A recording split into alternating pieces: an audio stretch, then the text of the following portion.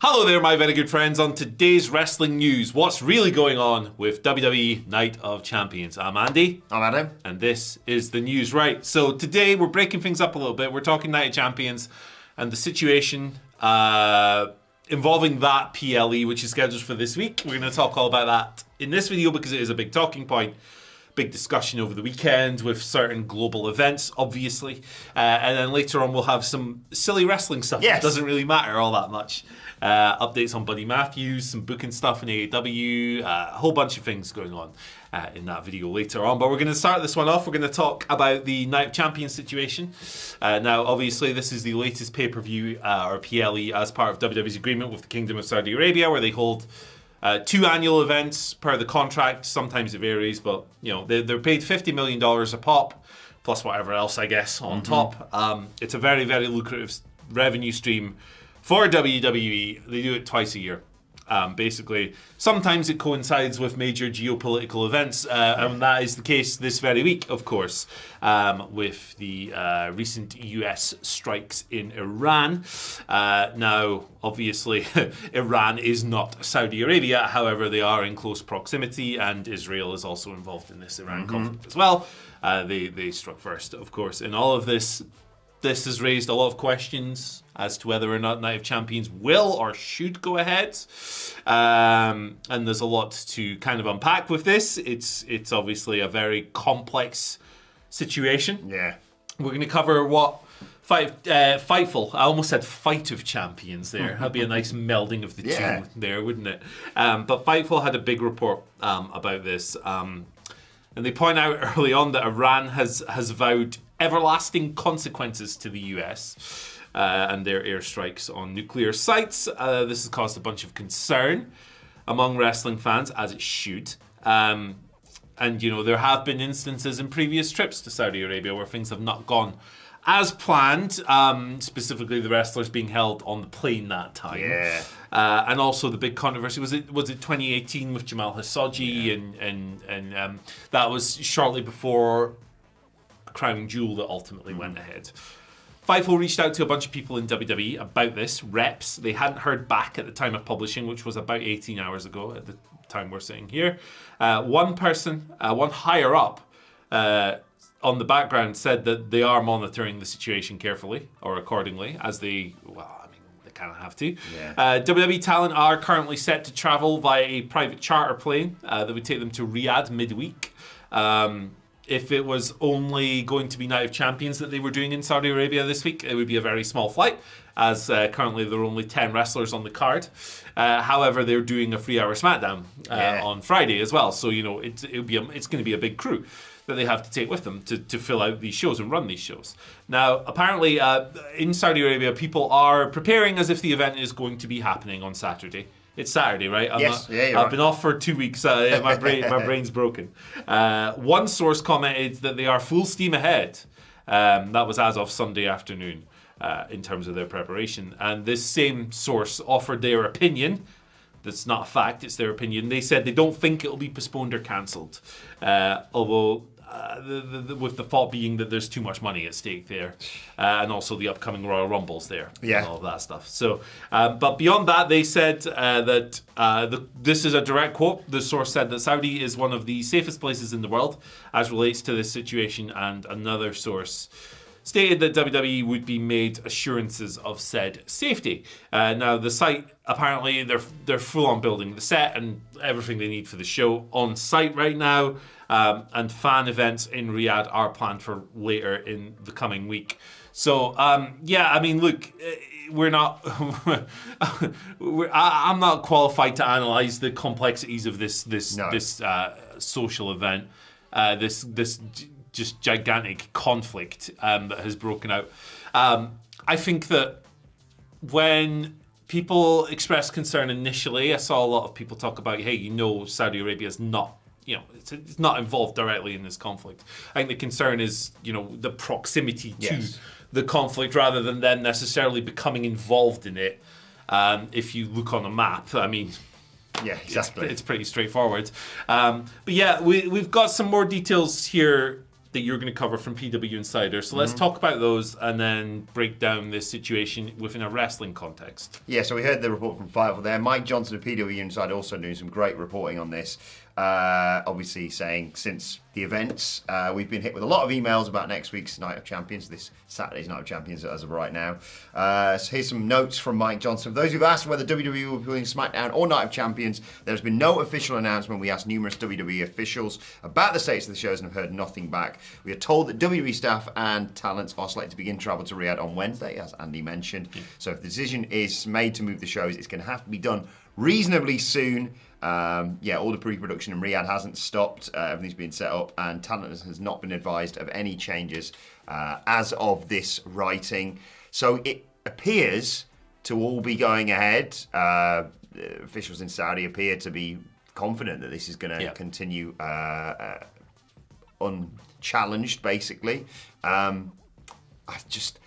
It's amazing. It's one of those things, and like you say, the shows in Saudi Arabia are never without controversy. But you can think of the major moments during this relationship that we've had with Saudi, and the amount of times we've sat here and said, "I don't think the show should go ahead," and it just does anyway. And I sense that might be the case here. I mean, I've seen numerous people online expressing concerns about all this, and at the end of the day, people's safety is the most important thing in all this. No one's going to be saying, "Oh, but what about the title matches?"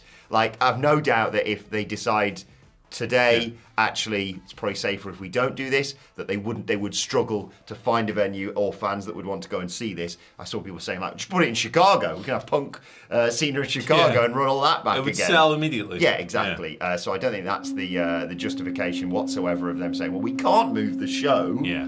But of course they as can. you say, the financial incentives are there. Yeah, that's what it'll ultimately come down to. Is it's the money. It's always the money. So this is quite an interesting period of ownership for WWE with TKO and Endeavor and all of this stuff. I think, like, if you look online at the moment amongst wrestling circles, especially amongst younger wrestling fans on like social media and stuff, the ones who engage the most positively and vocally with WWE content, I think a lot of those wrestling fans are actually learning quite a lot about how the world works through the lens of WWE's ownership, right? And that's not to be condescending. None of that nonsense. It's like everybody has a eureka point when it comes to like the mechanisms of capitalism. Yes, exactly. Right? And whether you think it's good or bad. I think a lot of people are learning through WWE's ownership and TKO's ownership, because TKO is so money focused, bottom line, everything else is secondary. People are learning now. And that is ultimately, I think, what the Saudi Arabia situation here is going to come down to. They are paid $50 million per show, plus whatever the heck else, we don't know. Yeah. And TKO, WWE makes a lot of money. It's a very profitable entity. TKO has a lot of debt, and they have some big debt repayments coming up. They're probably looking at this and going, well, I mean, $50 million coming off the debt, blah, blah, blah, blah, blah. You know, this is someone we probably need. Sorry, Endeavor, I mean. These blooming parent companies, man. I never know what the difference is. So. Yeah. It's when you have a brain as muddled as mine, it's very easy to make the mistake. So it will come down to that. It won't come down to much else, I don't think, because we have the precedent of Crown Jewel 2018. Now, obviously, that was, it was a different situation. It was Hisoji. It wasn't like a massive... Morally, wasn't it, really, rather than... Not a conflict breaking out between two nations that are nearby, and then US getting involved with those strikes as well. So yeah, like I don't have, unfortunately, a strong enough knowledge of the situation to sit here and tell you if I think this is safe or unsafe. I have no idea. I have no doubt they will bump up security and things like that, but we don't know beyond that. Yeah, exactly. Anecdotally, I can say that look, geographic proximity to these things has an impact for sure. I know through other people who work in other countries around that region who are now kind of, if they want to leave, they have to like go in drive to another country and fly off. Like, so look, it does have knock-on effects. Britain's it does been advised to not travel to the region, haven't they? Exactly. Yeah. It does have ripple effects. So look, we are not political analysts or anything like that. However, like you said, I think if they did postpone it, I don't think too many people would complain. Apart from the administrations involved in organising this thing, and maybe Saudi Arabian fans who are looking forward to a wrestling show. Yeah, exactly. I think it's one of those things where I've no doubt that they could easily turn around and say, "Oh well, we'll just do another Night of Champions or whatever you want to, have in the interim between now and, like you say, let's say January, because that's when they get in the Royal Rumble, or is it February? I never remember these sorts of things nowadays. Maybe the start of February. Yeah, again? Who knows? Weekends.